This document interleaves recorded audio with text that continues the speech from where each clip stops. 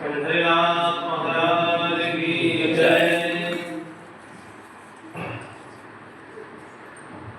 आपल्या सर्वांच्या परमभाग्याने आपल्या नेवल गावामध्ये प्रत्यक्ष सद्गुरू श्री समर्थ रामदास स्वामींची दिव्य पावलं या ठिकाणी आलेली आहे।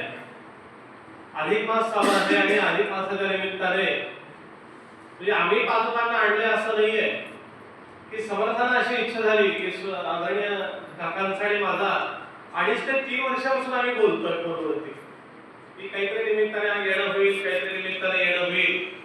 पण तसं समर्थाने जे वर्णन केले की देवाच्या इच्छेने वर्तावे, देव करील ते मानावे आणि मग सहजते स्वभावे कृपाळू देव। की तुम्ही आम्ही जरी काही ठरवलं तरी ते होत नसतं। की ज्यावेळी देवाच्या मनात येत असतं, संतांच्या मनात येत असतं, तेव्हा त्या गोष्टी घडत असतात। आपल्या काकाने बोलताना सांगितलं की 400 वर्षापूर्वी ज्यावेळी रामदास स्वामी त्यांच्या जन्मगावावरून ज्यावेळी त्यांचं लग्न ठरलेलं होतं आणि ब्राह्मणी शुभमंगल सावधान एवढे शब्द कानी पडले, मात्र समर्थाने विचार केला शुभ आहे, मंगल आहे, मग सावधान कशा करतात? की ज्याचे सावधान म्हणलेले त्यात ते काहीतरी खतरा म्हणाले आणि आपण सावधान व्हायला पाहिजे। वयाच्या 12व्या वर्षी रामदास स्वामी त्या बोल्यावरून निघालेले आहेत। रामदास स्वामी हे वैराग्यातून बाहेर पडलेले आहे आणि आम्ही जे प्रपंचातून बाहेर पडतो ना तर वैतागातून बाहेर पडतो। तरी स्वतःचा प्रपंच केला नाही, पण समर्थाने राष्ट्राचा प्रपंच सुरू केलेला। राष्ट्राचा प्रपंच हा समर्थाने उभा केला आणि इथून निघाले तरी समर्थांची ती दिव्य पावलं या परमपवित्र गावाला लागली आणि त्याची खूण आजही 400 वर्षानंतर समर्थांचा कोमट आपल्या नेवल गावामध्ये आता विस्थापित झाल्यामुळे या ठिकाणी हे स्थान आलेलं आहे। त्या स्थानावरती समर्थांनी त्याकडे जे महंत असतील, त्यांचे शिष्य असतील, त्या शिष्याला अनुभव दिला, राममूर्ती प्रसाद म्हणून दिल्या आणि ती प्रथा परंपरा आजही 400 वर्षानंतर आपल्या गावामध्ये ती जिवंत ठेवली।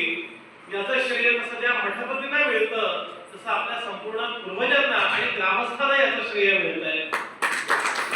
हा मोठा योग आहे की रामदासी परंपरा 400 वर्षानंतर जिवंत राहण्यामध्ये जसं रामदासी लोकांचे योगदान आहे तशी ती जिवंत ठेवण्यामागे वारकरी संप्रदायातल्या लोकांचं सुद्धा योगदान आहे।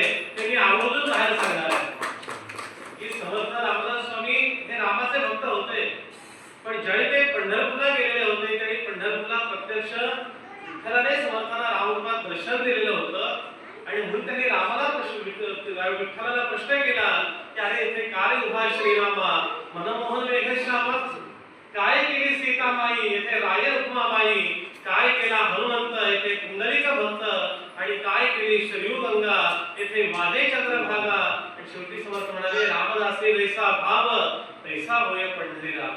राम कृपा कर विठ्ठल साकार, तुझे निराकार एक रूप, आमुची घरी वसती निरंतर, हृदय एकाकार राही आले। आणि रामदास म्हणे घरा भक्ती भाव, कृपाळू राघव पांडुरंग।